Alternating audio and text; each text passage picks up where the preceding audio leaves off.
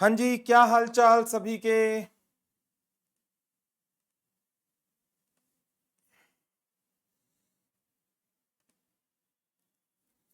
हाल चाल ठीक है। आज क्या करेंगे, आज चैप्टर 1 करेंगे, वही तो चल रहा है हमारा। नहीं नहीं, नया चैप्टर शुरू नहीं करेंगे। आज क्या करेंगे से आपका मतलब ये था कि चैप्टर 1 कंप्लीट होने वाला है, तो क्या चैप्टर 2 स्टार्ट करेंगे? नहीं। तो चलिए जी, स्टार्ट करते हैं with the remaining part of chapter number 1। Chapter 1 जिसका नाम है nature, objective and scope of audit.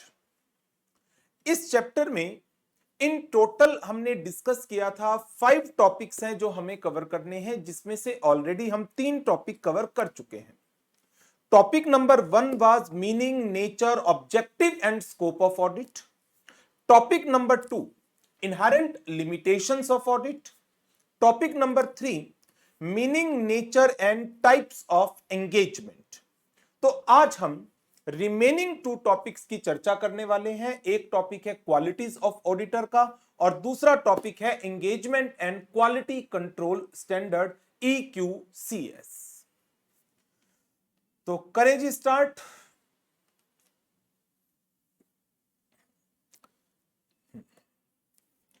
आज का पहला टॉपिक जिसका नाम है क्वालिटीज ऑफ ऑडिटर। ऑडिटर में क्या क्या क्वालिटीज होनी जरूरी है, बताइए। ऑडिटर की क्वालिटीज बताओ जी। समकित, राहुल, नमन, प्रज्ञा, साहिल, विशाल, प्रमोद, निशांत। ऑडिटर में क्या क्या क्वालिटीज होनी चाहिए?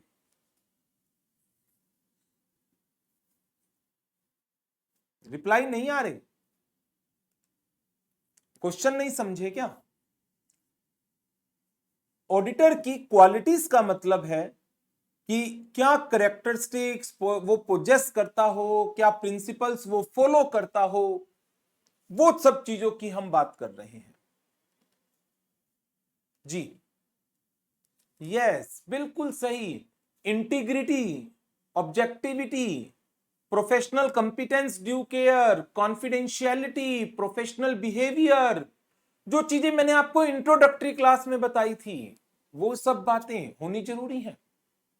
एंड इसके साथ साथ personal qualities.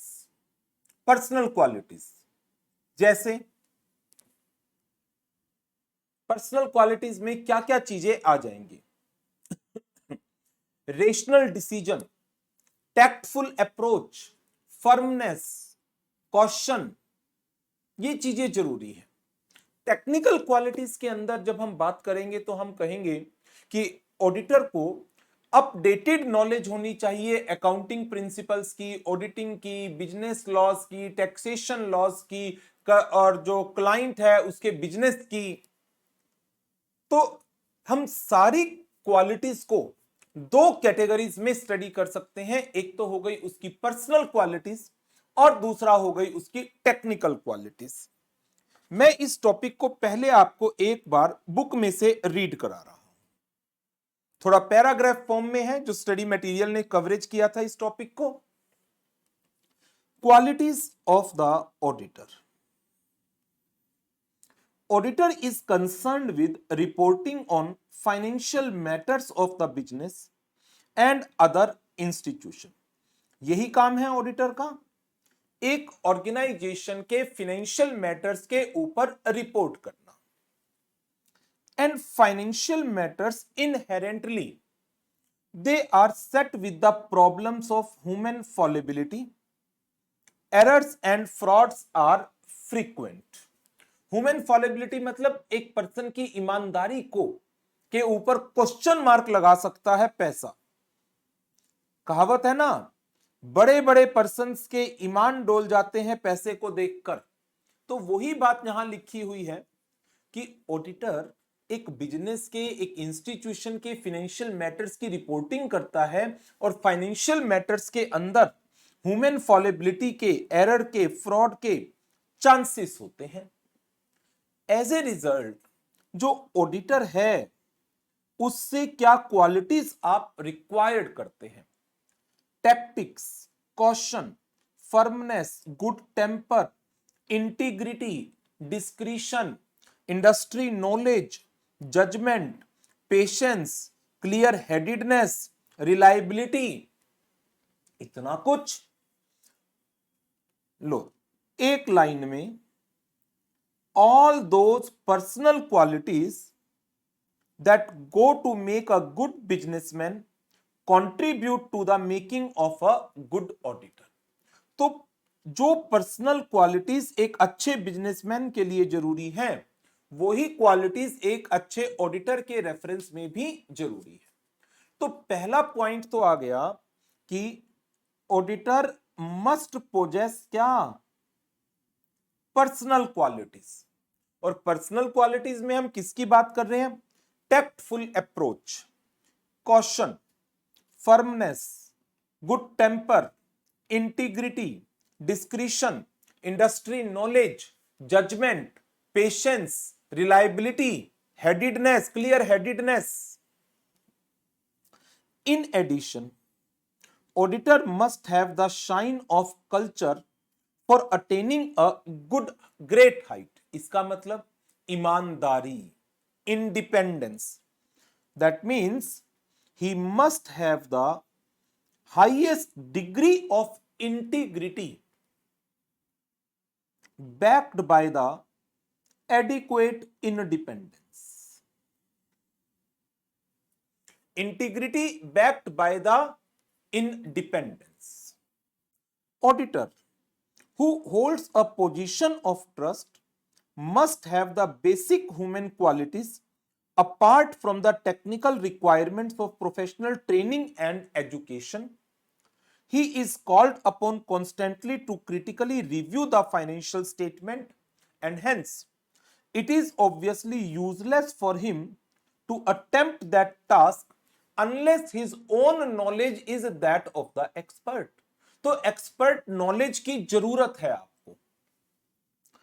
Exhaustive knowledge of accounting is the sine qua non, means इसका कोई कॉम्प्रोमाइज नहीं है, कोई अल्टरनेट नहीं है। मोस्ट असेंशियल क्वालिटी है knowledge of accounting, accounting principles and techniques. तो ये जो चीज हमने डिस्कस की है, इसमें दो मेन बातें आ गई। एक तो बात आ गई पर्सनल क्वालिटीज, या आप उसको नाम दे सकते हैं ह्यूमन क्वालिटीज का, और दूसरा आ गया technical qualities,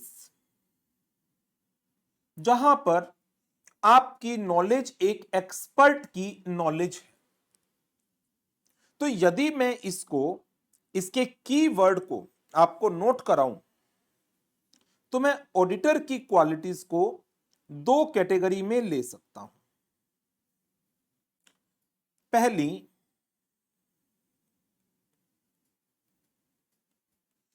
personal qualities also known as basic human qualities।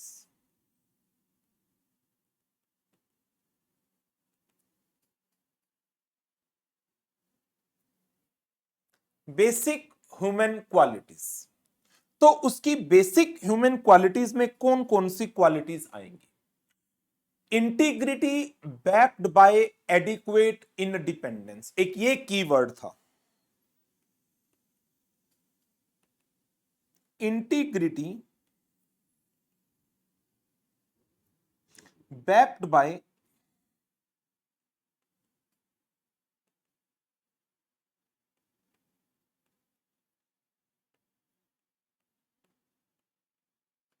adequate independence। इसके अलावा हम जो बाकी पर्सनल क्वालिटीज लिखी गई हैं उन सबको मेंशन कर सकते हैं। क्या क्या?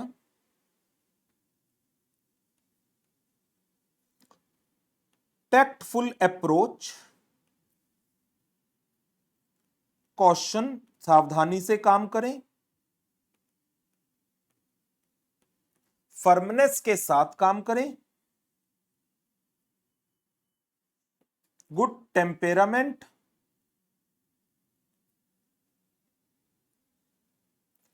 डिस्क्रिशन, डिस्क्रिशन मतलब अपना फैसला ले सके,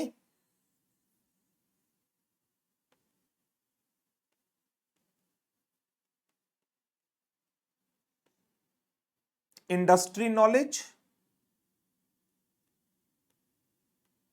जजमेंट, पेशेंस,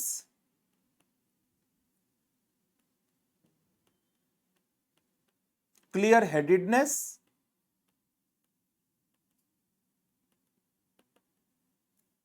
एंड रिलायबिलिटी। तो एक पॉइंट तो हो गया जो ऑडिटर की पर्सनल क्वालिटीज के रेफरेंस में हम कवर अप करेंगे।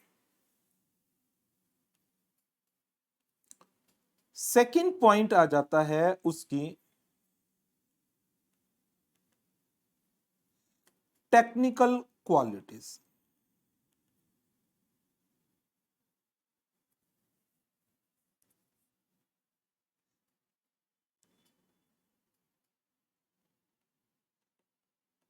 Auditor must have expert knowledge of, किन किन बातों की expert knowledge. Number 1,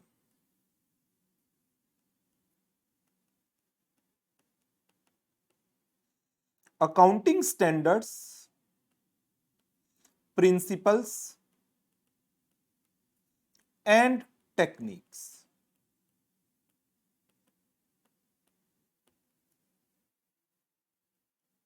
number 2, auditing principles, procedures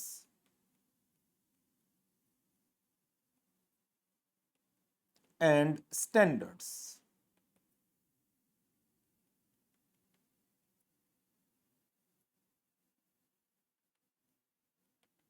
clients business,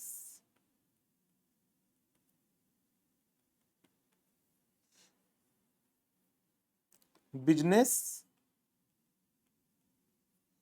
corporate, economic and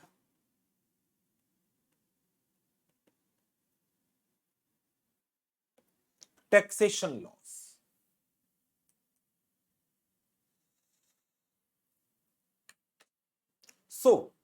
जितने भी पॉइंट्स कवर अप किए गए हैं उन पैराग्राफ में जो स्टडी मटेरियल के अंदर था उनको याद करना कंपैरेटिवली मुश्किल हो जाता है। तो मैंने जितने कीवर्ड्स हैं उन सबको यहां पर कवर अप कर दिया है, personal qualities and technical qualities.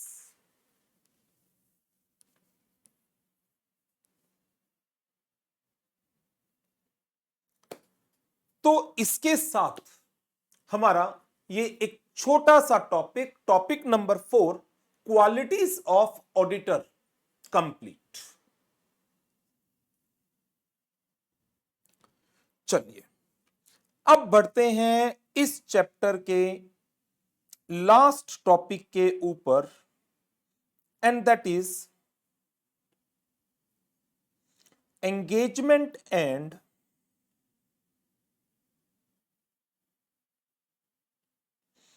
Quality control standards.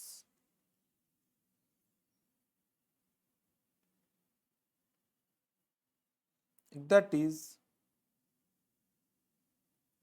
EQCS. EQCS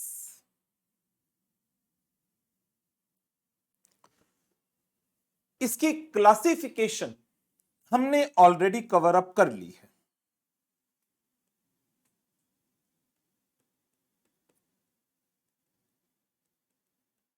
classification of EQCS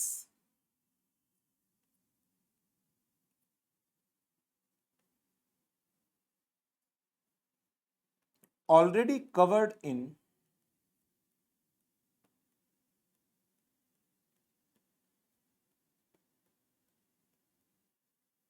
introductory lecture. बताओ जी, अब जरा जल्दी से बताइएगा EQCS की कितनी कैटेगरीज है?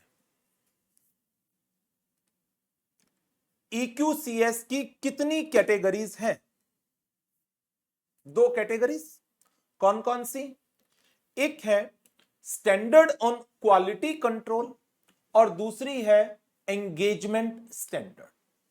इनमें से पेरेंट स्टैंडर्ड कौन से हैं? SQC पेरेंट स्टैंडर्ड है या एंगेजमेंट स्टैंडर्ड पेरेंट स्टैंडर्ड है? जी राइट प्रज्ञा, बिल्कुल सही जवाब। SQC is the parent standard. SQC हमारा पेरेंट स्टैंडर्ड है जो ऑडिट पर भी अप्लाई होता है, रिव्यू पर भी अप्लाई होता है, अदर एश्योरेंस पर भी अप्लाई होता है एंड रिलेटेड सर्विसेज के ऊपर भी अप्लाई होता है। नाउ एंगेजमेंट स्टैंडर्ड्स की कितनी क्लासिफिकेशन है? हाँ जी, गंभीर एंड समकित, एंगेजमेंट स्टैंडर्ड्स की कितनी क्लासिफिकेशन है? बिल्कुल सही जवाब है राहुल और विनीत आपका 4। राइट प्रज्ञा, 4। कौन कौन से?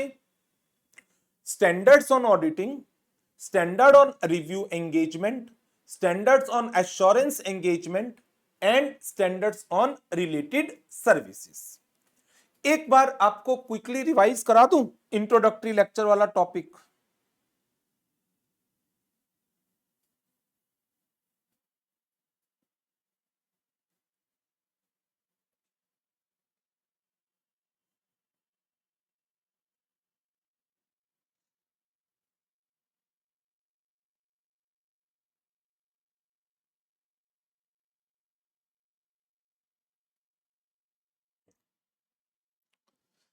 Engagement and quality control standards are classified in 2 categories: standards on quality control and engagement standard.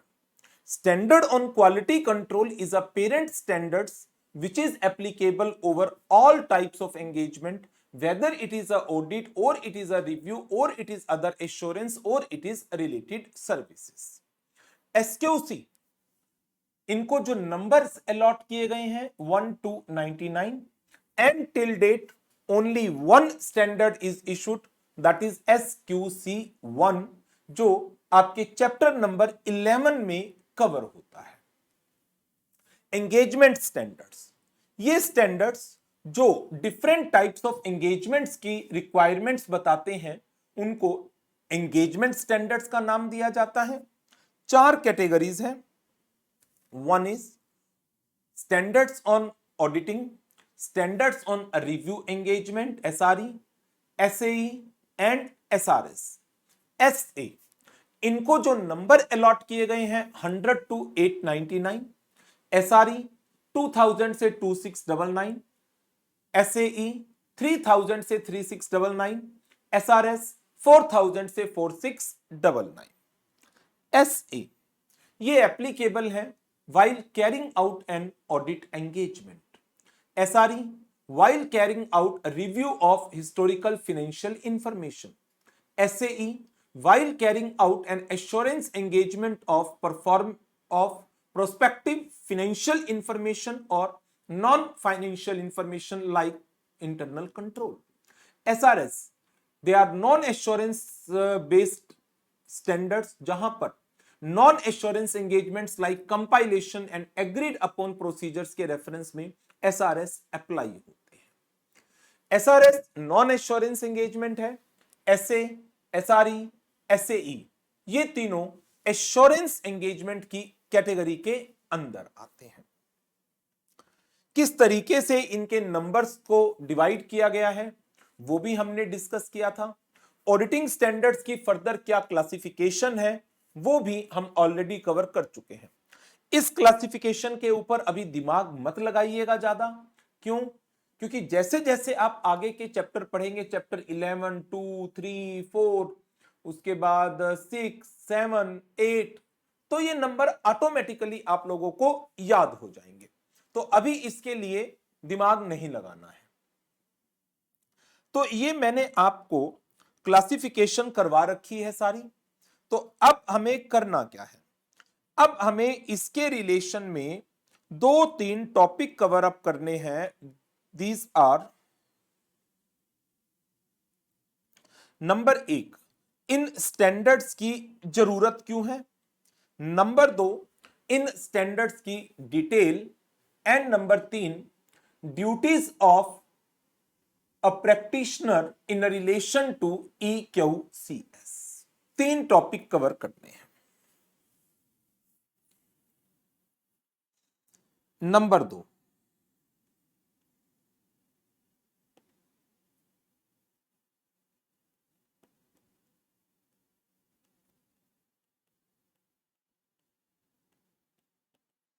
Need for standards.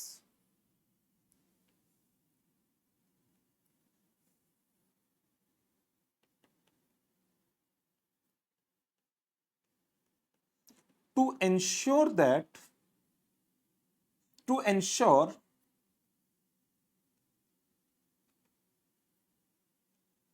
carrying out audit against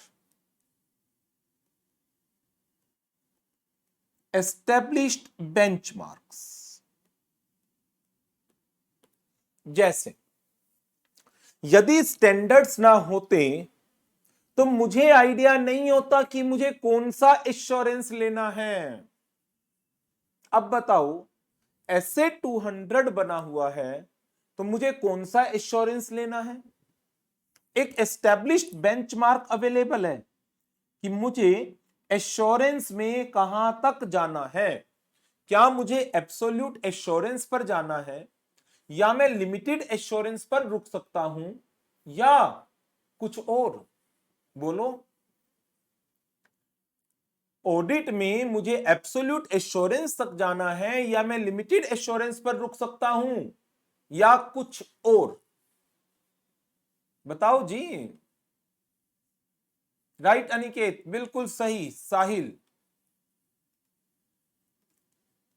मैं रीजनेबल एश्योरेंस तक मुझे जाना होगा, a high but not absolute assurance. Number 2,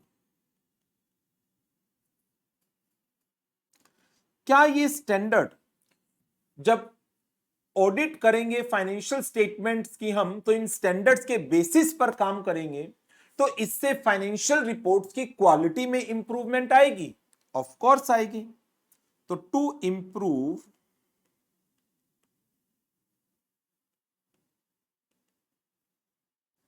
quality of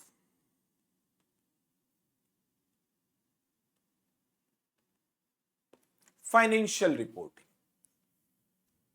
third one, सारे के सारे chartered accountant practitioner इन्हीं standards के बेस पर ऑडिट करेंगे, तो it results into uniformity. To promote uniformity. Fourth, to enhance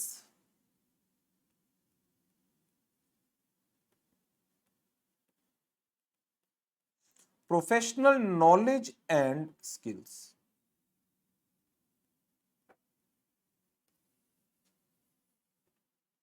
And the last one, to ensure audit quality। To ensure audit quality। 3 number का question पूछा जा सकता है। What is the need for establishing engagement and quality control standard? तो आपके जो की words हैं, to carry out the audit against established benchmarks, improve quality of financial reporting, promote uniformity, enhancing professional knowledge and skills, and to ensure the audit quality. Now, अब इसके बाद दूसरे topic पर चलते हैं। दूसरे टॉपिक का है types of engagement and quality control standard. एक एक स्टैंडर्ड के बारे में थोड़ी थोड़ी चर्चा करेंगे।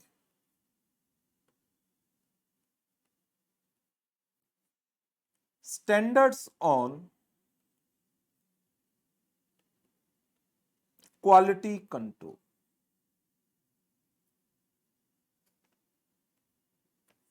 SQC।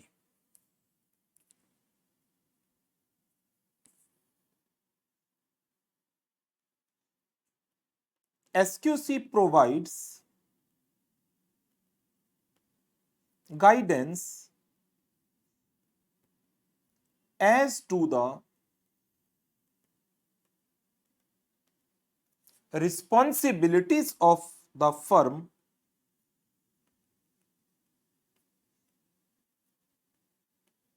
for their system of quality control for conduct of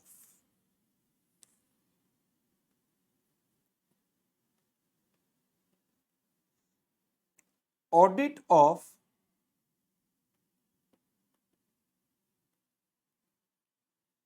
historical financial information,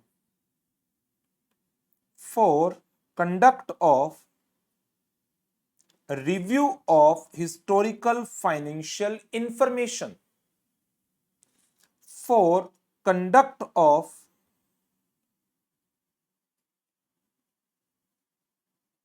other assurance, and for conduct of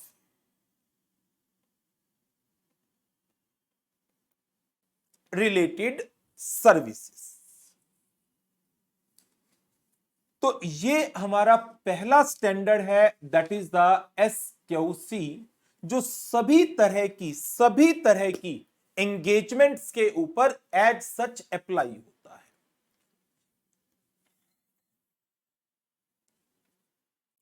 till date SQC1 is issued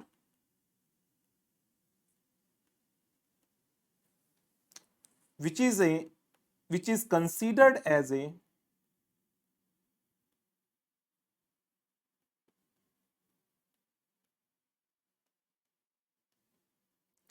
parent standard. ये हमारे सिलेबस में भी है और इसकी डिटेल आप कवर करेंगे चैप्टर नंबर 11 में।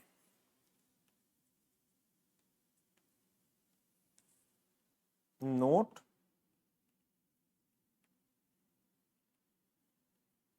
details of SQC1 is covered in chapter number 11, that is ethics and terms of audit engagement.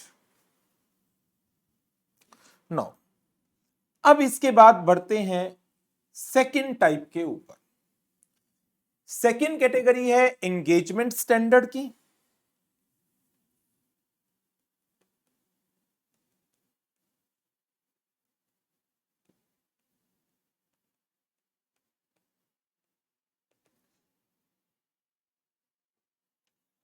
और एंगेजमेंट स्टैंडर्ड के अंदर कितनी टाइप्स हैं? 4।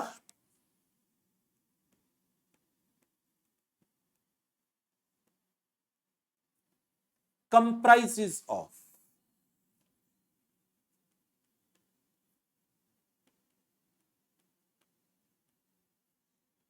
standards on auditing,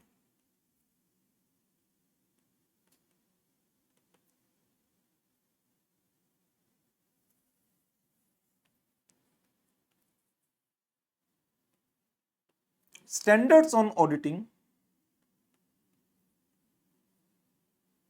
are to be applied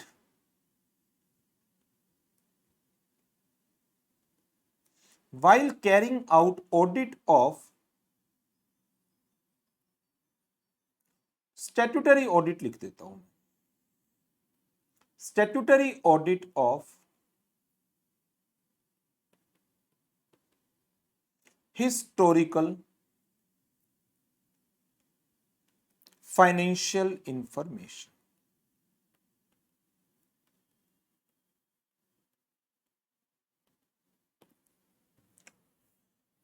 And standards on auditing, standards on auditing, इसके अंदर कितनी categories थी अलग अलग, ध्यान आ रही है? 100 से 199 इंट्रोडक्टरी मैटर, 200 से 299 general auditing principles, standard issued include 200, 210, 20, 30, 40, 50, 60, 65 and 299. फिर 300 से 499 that is risk assessment and internal control. इसके अंदर कौन कौन से स्टैंडर्ड थे?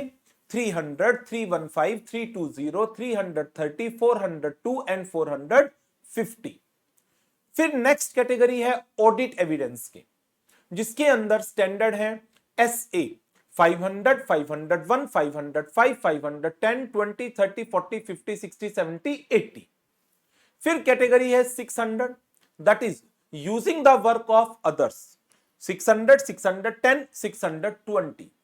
700 की सीरीज रिपोर्टिंग की, 700, 701, 705, 710, 20, 706 भी है. और लास्ट कैटेगरी आती है स्पेशलाइज्ड एरिया, 800 की सीरीज, जिसमें 3 स्टैंडर्ड थे, 800, 805 एंड 810. 3 स्टैंडर्ड्स थे.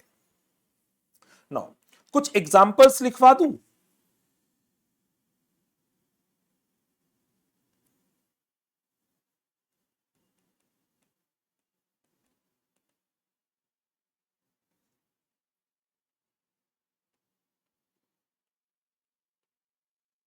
SA 200, बताओ जी पूरा नाम.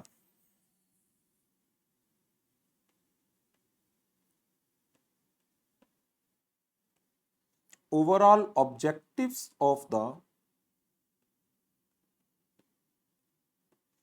independent auditor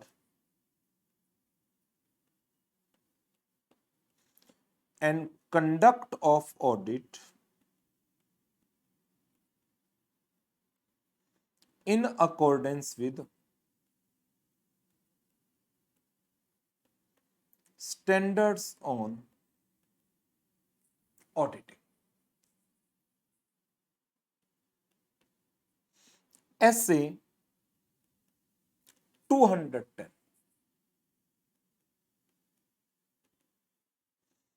agreeing the terms of audit engagement.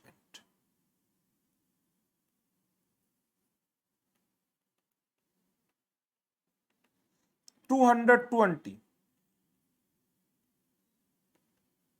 quality control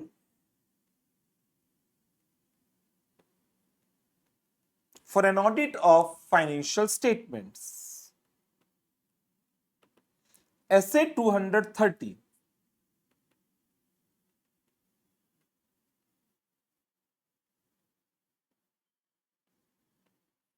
audit documentation. 240 fraud का है, 250 लॉ एंड रेगुलेशन का, 260 TCWG की कम्युनिकेशन, 299 ज्वाइंट ऑडिट. एक और बड़ा आसान सा लिख लो, SA 500,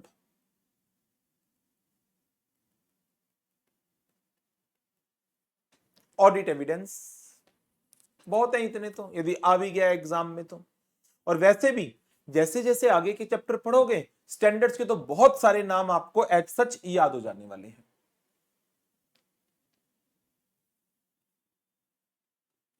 चलिए जी आगे बढ़ते हैं. सेकंड टाइप है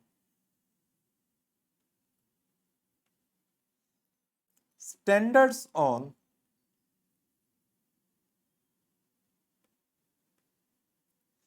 review engagement.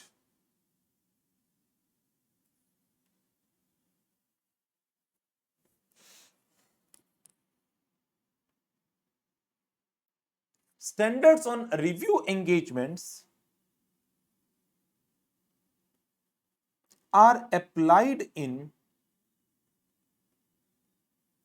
review of historical financial information.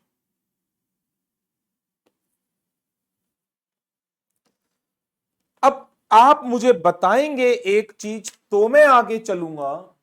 जो SRE है, रिव्यू, जिस रिव्यू के ऊपर अप्लाई होते हैं, what is a review? What is a review? Reasonable assurance या limited assurance? Review is a reasonable assurance engagement या लिमिटेड एश्योरेंस एंगेजमेंट?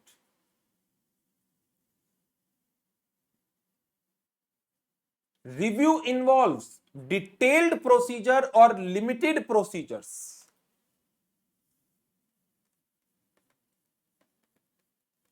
जी,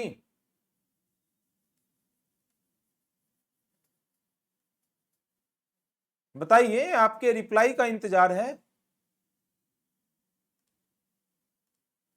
limited, limited, limited, limited, बिल्कुल ठीक।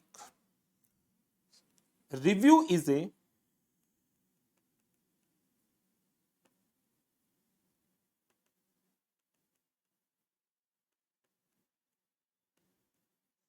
limited assurance engagement and provides less assurance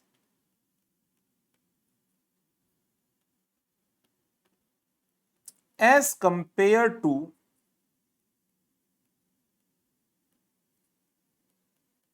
reasonable assurance obtained in audit।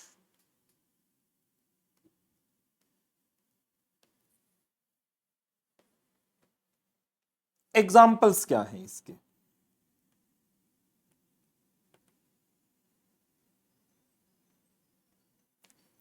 दो review standard आज तक issued हुए हैं।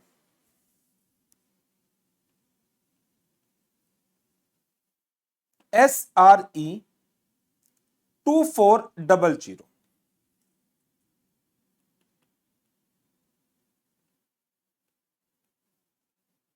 engagements to review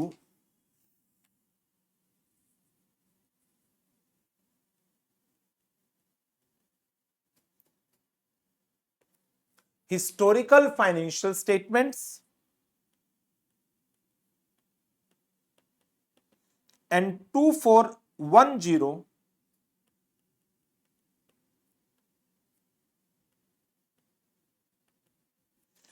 review of interim financial information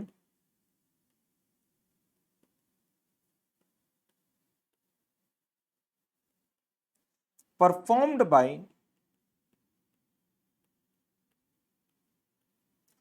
independent auditor of the entity।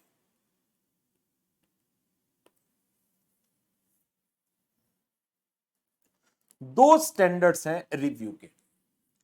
एक वो standard जहां पर रिव्यू कौन कर रहा है?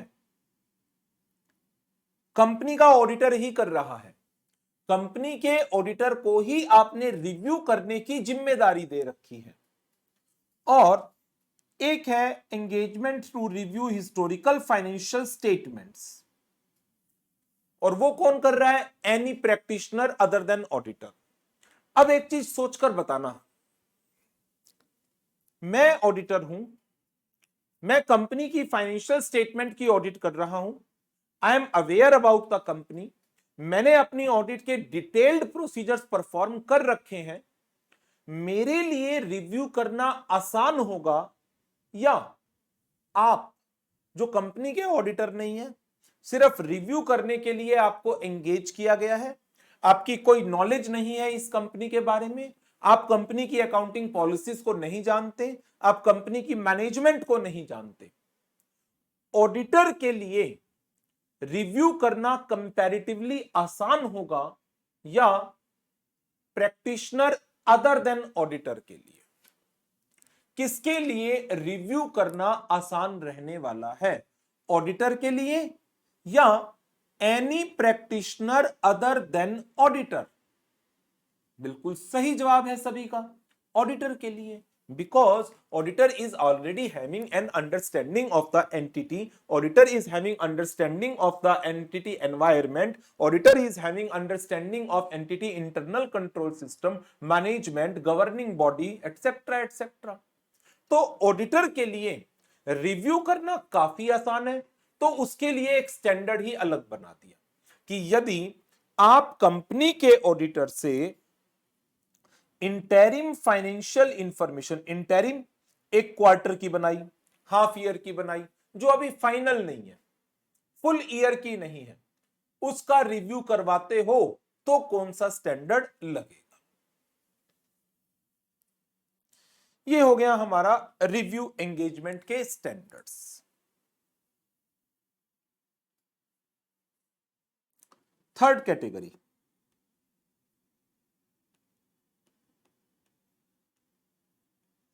standards on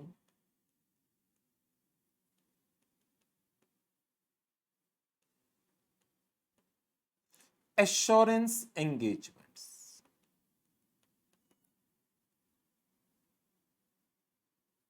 SAE।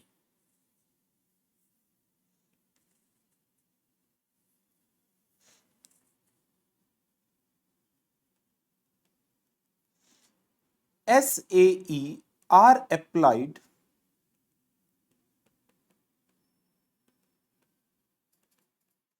in examination of subject matter other than the historical financial information। For example,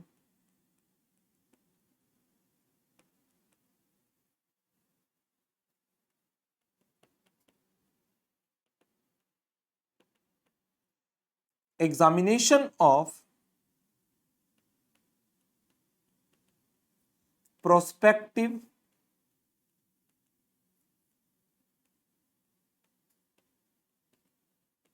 financial information। For example, examination of internal controls। SAE issued are, कितने SAE issued है बताया था? 3।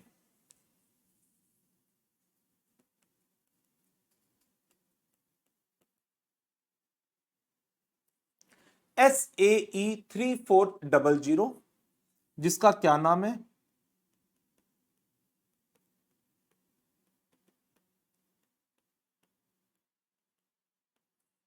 Examination of prospective financial information.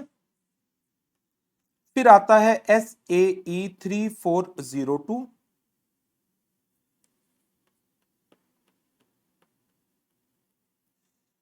assurance reports on controls at a service organization and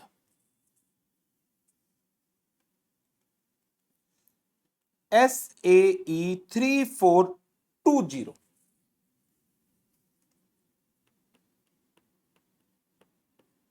assurance engagements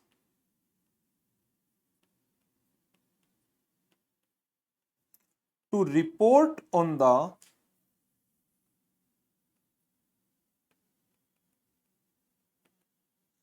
compilation of pro forma financial information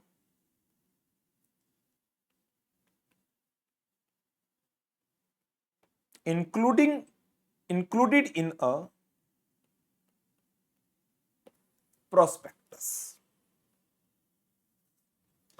अब जरा समझिएगा ये क्या है। वैसे तो ये सीए फाइनल में है, आपको सिर्फ इनके नाम याद रखने हैं, बट स्टिल आपको आइडिया तो होना ही चाहिए इसका कि ये होते क्या है।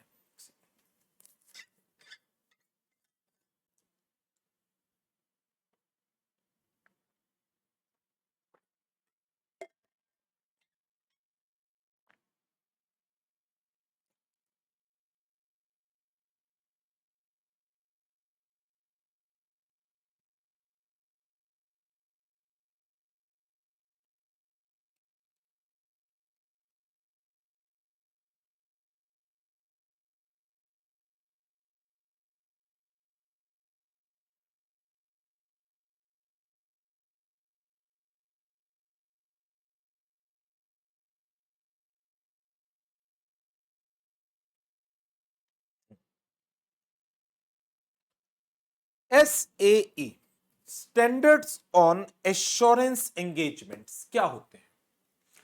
जो other than historical financial information के रेफरेंस में काम करते हैं। एक वर्ड मैंने सबसे पहले आपको कराया, एग्जामिनेशन ऑफ PFI।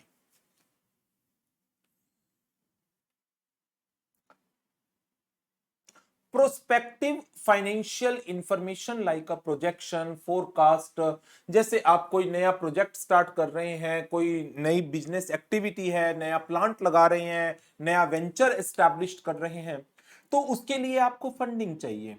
आप अप्रोच करेंगे किसको? एक बैंक को। बैंक कहेगा फ्यूचर की प्रोजेक्शन बनाकर लाओ। हमने अगले 5 साल का एक प्रोजेक्शन तैयार कर लिया, बैंक के पास पहुंच गए। बैंक कहेगा इसको वेरीफाई सर्टिफाई करवा कर लाओ किसी से। कहां जाओगे? सीए के पास जाओगे। लेकिन सीए भी क्या कहेगा? मैं इसकी वाउचिंग तो कर ही नहीं सकता क्योंकि ये बेस्ड है ऑन सम कॉन्टिजेंट ट्रांजैक्शंस जो हो भी सकती हैं और नहीं भी हो सकती, फ्यूचर बेस्ड है सब चीजें।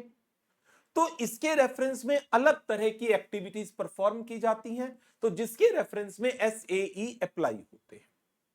फिर एक होता है assurance on controls at a service organisation. बहुत सारी एंटिटीज है, बहुत सारी, जो क्या करती हैं, अपनी वर्किंग अपना काम किसी दूसरी एंटिटी से करवाती हैं, उनको आउटसोर्स कर देती हैं, आउटसोर्स। अब इसमें क्या होगा? जब आउटसोर्स कर दिया तो हमारे डेटा को प्रोसेस कौन कर रहा है?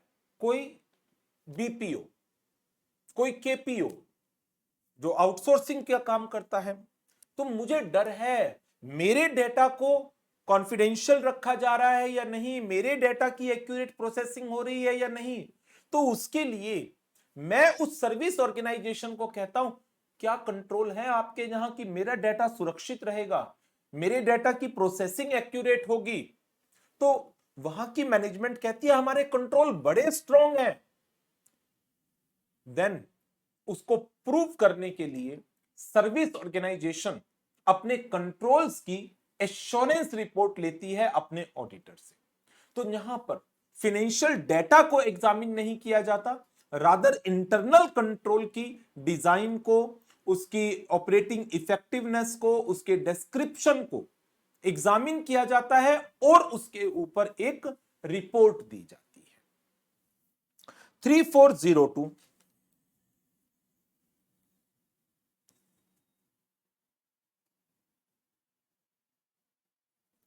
3402 assurance reports on compilation of pro forma financial information।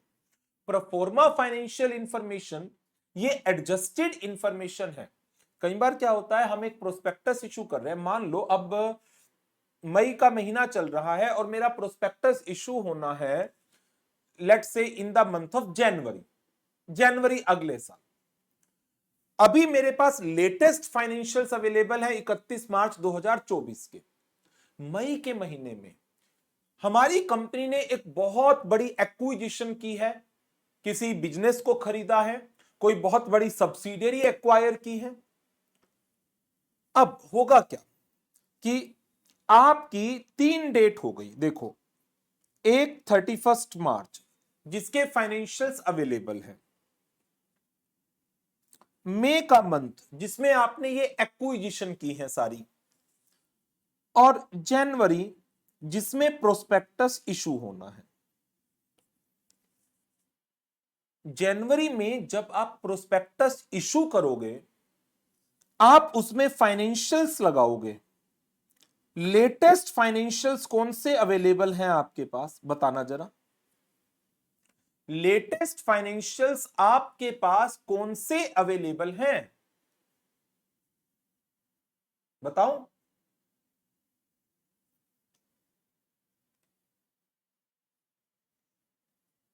दो हजार 31 मार्च 24 के। लेकिन क्या आप जो मई के महीने में, जून के महीने में जो आपने बिजनेस एक्वायर किए, इन्वेस्टमेंट की, सब्सिडियरीज बनाई नई, क्या आप प्रोस्पेक्टस में अपडेटेड फाइनेंशियल फिगर लिखना चाहोगे या नहीं, जो बड़ी अच्छी है, ल्यूक्रेटिव है, आपकी सब्सिडियरीज रिफ्लेक्ट करती हैं। प्रोस्पेक्टस के अंदर क्या आप उन बातों को लिखना चाहोगे, हां या ना, ये बताओ जी। Will you be interested in mentioning the matter in the prospectus? Of course, yes. तो हम क्या करते हैं, जो 31 मार्च 24 की फाइनेंशियल्स है, उसमें इस मई की इंफॉर्मेशन का एक एडजस्टमेंट करते हैं। इनको बोला जाता है proforma financial information, that are जो ये अनएडजस्टेड फाइनेंशियल डेटा था, अनएडजस्टेड, एडजस्टेड वर्ड, तो हम इसके अंदर मई 24 के अंदर जो हमने ट्रांजैक्शन की है, जो एक्विजिशन किया है, उसको एडजस्ट करके दिखाते हैं। तो इसकी एग्जामिनेशन करवाना, तो यदि प्रोस्पेक्टस के अंदर प्रोफॉर्मा फाइनेंशियल इंफॉर्मेशन लगाई गई है, तो उन प्रोफॉर्मा फाइनेंशियल इंफॉर्मेशन को सही तरीके से बनाया गया है या नहीं। 31 मार्च 2024 ऑडिटेड है, ऑडिटेड है, लेकिन आपने इन फाइनेंशियल्स के अंदर क्या किया, एडजस्टमेंट करी है, किसकी, मई 24 की कुछ ट्रांजैक्शंस की, और क्या बना दिया, प्रोफॉर्मा फाइनेंशियल इंफॉर्मेशन। तो क्या इन प्रोफॉर्मा फाइनेंशियल इंफॉर्मेशन की भी एग्जामिनेशन होनी चाहिए, यस। तो उसके लिए मेरे पास स्टैंडर्ड कौन सा अवेलेबल है, SAE 3420, that is assurance engagement to report on compilation of proforma financial information included in a prospectus. ठीक है जी। चलिए अब बढ़ते हैं लास्ट कैटेगरी के ऊपर, D category.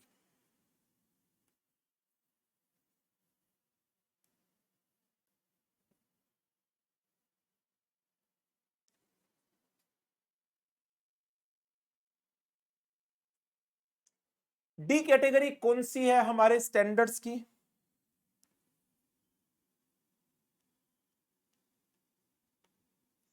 Standards on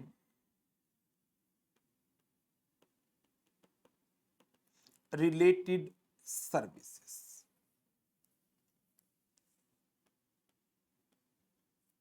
SRS।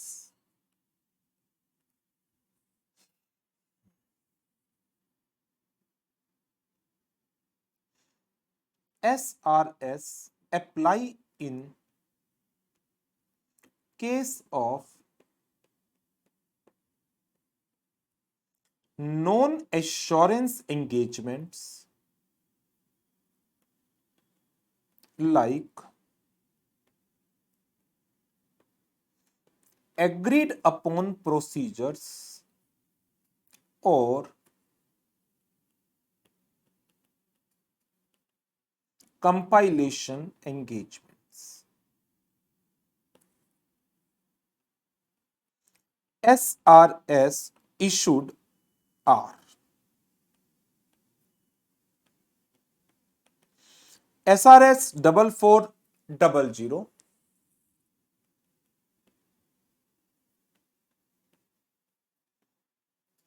engagements to perform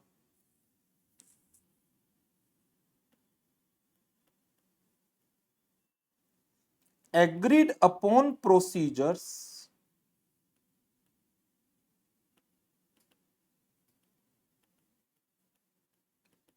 regarding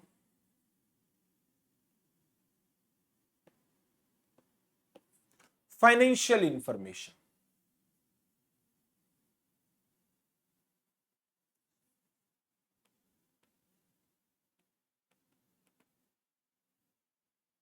SRS 4410.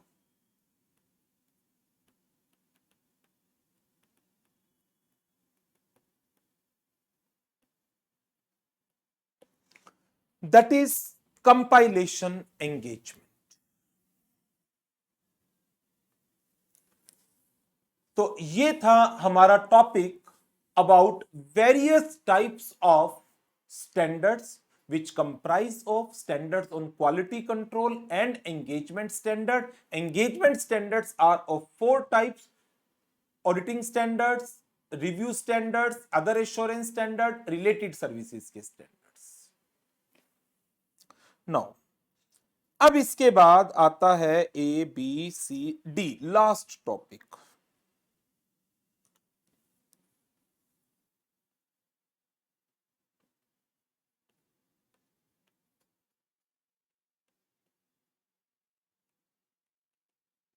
Duties in relation to EQCS.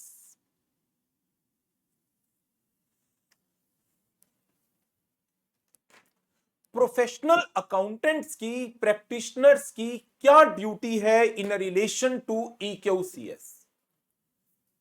उनकी duty है to comply with the standard, to follow the requirement specified in the standards, and in case due to any reason, यदि किसी भी standard की किसी requirement का compliance नहीं हो पा रहा है, आप एक प्रोसीजर को जो एक स्टैंडर्ड के अंदर बताया गया है उसको कंप्लाई नहीं कर पा रहे हैं, देन प्रैक्टिशनर को क्या करना है? वो ऑल्टरनेट प्रोसीजर्स परफॉर्म करेगा उसकी जगह. Document how alternate audit procedures are being performed to achieve the purpose of requirements of the standards. किन सर्कमस्टांसेस में ये प्रोसीजर्स आपने परफॉर्म किया, रीजंस क्या थे इस अल्टरनेट प्रोसीजर्स को परफॉर्म करने के लिए, और आपको अपनी रिपोर्ट में ये बात लिखनी है कि जो ऑडिटिंग स्टैंडर्ड में प्रोसीजर बताया गया था मैं उसको कंप्लाई नहीं कर पाया और उसके पीछे ये कारण थे और मैंने इसकी जगह पर ऑल्टरनेट प्रोसीजर को परफॉर्म किया. फॉर एग्जाम्पल, यदि ऑडिटिंग स्टैंडर्ड SA 501 उसमें लिखा है इन्वेंट्री की एग्जिस्टेंस एंड कंडीशन को वेरीफाई करने के लिए जब मैनेजमेंट इन्वेंट्री का फिजिकल वेरिफिकेशन करवा रही है तो आप उस फिजिकल वेरिफिकेशन के टाइम पर अपनी अटेंडेंस को इंश्योर करिए. At the time when the physical verification is being conducted by the management, ensure आप अटेंड करें उस फिजिकल वेरिफिकेशन को. ठीक है जी. बट यदि मैं उस फिजिकल वेरिफिकेशन को अटेंड नहीं कर रहा, रीजन बीइंग वो जो इन्वेंट्री है that is hazardous in nature, उससे सांस की प्रॉब्लम हो सकती है. लाइक कॉटन का कोई प्रोडक्ट है और मुझे उससे एलर्जी है, तो मैंने नहीं अटेंड की फिजिकल वेरिफिकेशन. मैंने उसकी जगह क्या प्रोसीजर परफॉर्म करे, मैंने डॉक्यूमेंट को वेरीफाई किया, आई इंस्पेक्ट द रिकॉर्ड्स। तो किन सर्कमस्टांसिस के अंदर आपने स्टैंडर्ड का बताया गया प्रोसीजर फॉलो नहीं किया, रीजंस क्या थे उसके डिपार्चर के, और अल्टरनेट प्रोसीजर के थ्रू कैसे आपने अपने पर्पस को सर्व किया है, वो चीजें आपको डॉक्यूमेंट करनी चाहिए। तो ये जो टॉपिक है एक आपका duties in relation to EQCS,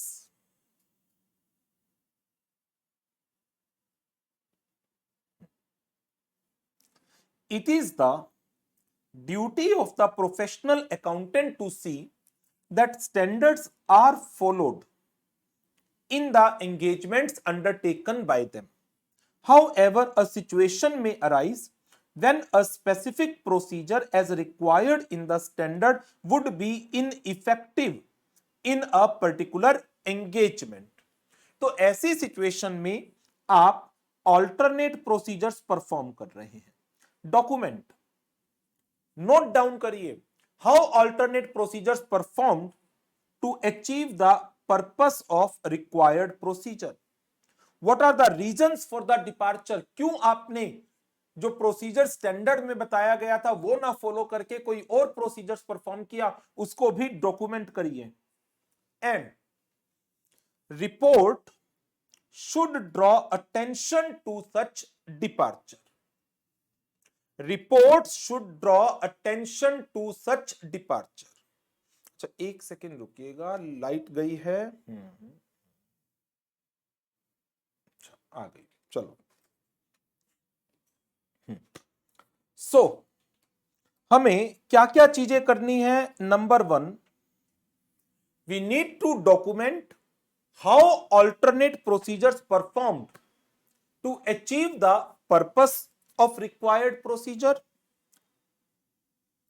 record the reasons for the departure, and आपकी रिपोर्ट में ये सारी डिपार्चर की अटेंशन होनी चाहिए।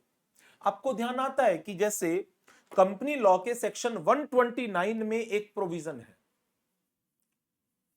जिसमें बताया गया है कि फाइनेंशियल स्टेटमेंट्स को बनाते वक्त auditing standards are to be complied with, और सेक्शन 129 सब सेक्शन 5 कहता है if due to any reason any of the accounting standard is not been followed then what is the deviation from the accounting standard, reasons for the deviation and effect of such deviation on the financial statements, ये आप financial statement के notes to accounts में लिखिए। तो इसी तरह से यदि आप किसी स्टैंडर्ड ऑन ऑडिटिंग के रिक्वायर्ड प्रोसीजर्स को परफॉर्म नहीं कर पा रहे तो आप अपनी ऑडिट रिपोर्ट में इस बात को लिखिए कि मैं इस पर्टिकुलर स्टैंडर्ड की इस रिक्वायरमेंट को कंप्लाई नहीं कर पाया हूं और इसके जगह पर क्या अल्टरनेट प्रोसीजर्स मैंने परफॉर्म किए और मैं क्यों प्रोसीजर्स जो स्टैंडर्ड में बताया था उसे परफॉर्म नहीं कर पाया। A mere disclosure in the report, ये बहुत इंपॉर्टेंट लाइन है, does not absolve a professional accountant from complying with the applicable standard। इस लाइन का ये मतलब है कि हमने प्रोविजन जरूर दिया है आपको कि आप स्टैंडर्ड से की बात को ना मानकर कुछ और कर सकते हैं, लेकिन ये जनरल नहीं है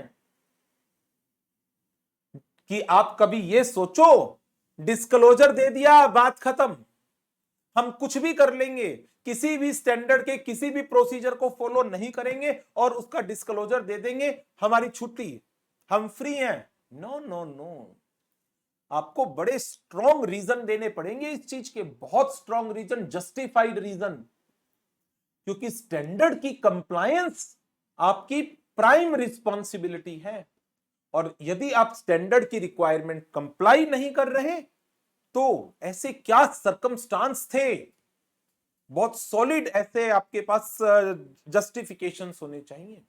तो ये लाइन वही है कि आप सोचो कि मैं रिपोर्ट में डिस्क्लोजर दे दूंगा, मामला खत्म हो जाएगा, ये आपकी प्रोफेशनल अकाउंटेंट की जिम्मेदारी को एब्सॉल्व नहीं करता, डज नॉट एब्सॉल्व फ्री नहीं करेगा आपको, आपको एक्सप्लेनेशन देनी पड़ेगी पूरी, राइट। ये मैं आज आपको दे रहा हूं होमवर्क में, इंपॉर्टेंट है, आ सकता है कमिंग एग्जाम में।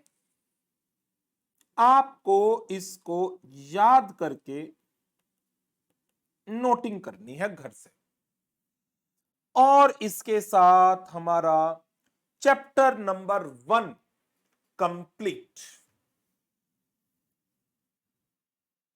अब एक काम करते हैं, इस टॉपिक के क्वेश्चंस और देख लें साथ साथ। एक क्वेश्चन तो क्वालिटीज ऑफ ऑडिटर का ही था, ये छोटा सा। CA P Babu is conducting audit of financial statement of Quick Buy Private Limited. He was not able to obtain external confirmations from the debtor due to practical difficulties and peculiar circumstances. However, such a procedure is mandated. वो external confirmation नहीं ले पाया कुछ debtor से, लेकिन ये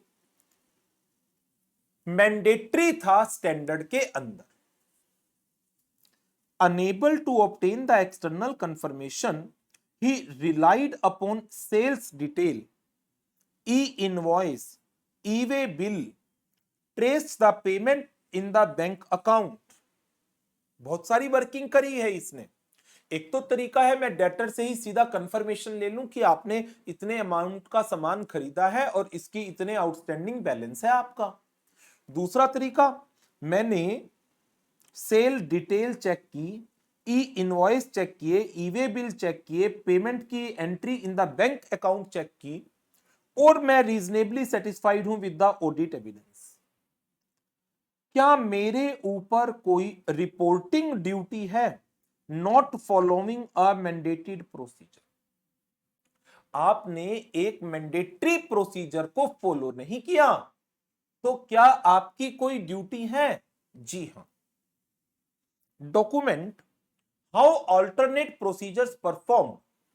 आपने external confirmation ना लेकर आपने ई इनवॉइस, ई वे बिल, बैंक स्टेटमेंट्स इनको चेक किया है, तो डॉक्यूमेंट करिए कैसे अल्टरनेट प्रोसीजर आपके पर्पस को अचीव करते हैं, रीजंस क्या थे इस डिपार्चर के, और अपनी रिपोर्ट में इस डिपार्चर को स्पेसिफिकली हाईलाइट करिए, यूजर्स की अटेंशन को ड्रॉ करिए इस तरफ।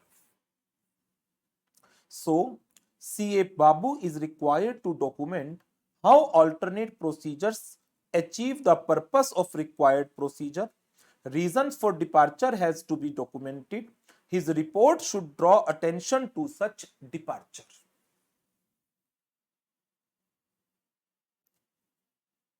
Next, RTP May 22 and May 24 का क्वेश्चन है ये।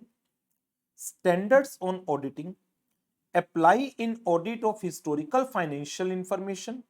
Standard on a review engagement apply in a review of historical financial information. Audit detailed examination होता है रीजनेबल एश्योरेंस को लेने के लिए। रिव्यू लिमिटेड एग्जामिनेशन होता है लिमिटेड कंक्लूजन के लिए, लिमिटेड एश्योरेंस के लिए। तो ये तो हो जाएगा, बहुत डिस्कस किया है हमने ऑडिट और रिव्यू के डिफरेंस को। लीजिए, इसके साथ आपका चैप्टर नंबर 1 कंप्लीट।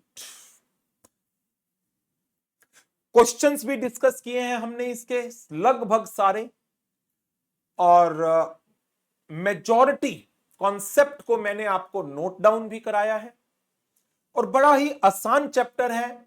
आप इस चैप्टर में से 4 से लेकर 8 नंबर तक के क्वेश्चन एक्सपेक्ट कर सकते हैं। ठीक है, तो अब क्या करेंगे? अब लेंगे ब्रेक, और ब्रेक के बाद इस चैप्टर की केस स्टडीज उसको डिस्कस करेंगे, केस सिनेरियो। ठीक है, तो इस सेशन को यहीं पर कर देता हूं ओवर, और नेक्स्ट सेशन में जो ब्रेक के बाद ये अभी हम केस सिनेरियो को डिस्कस करेंगे।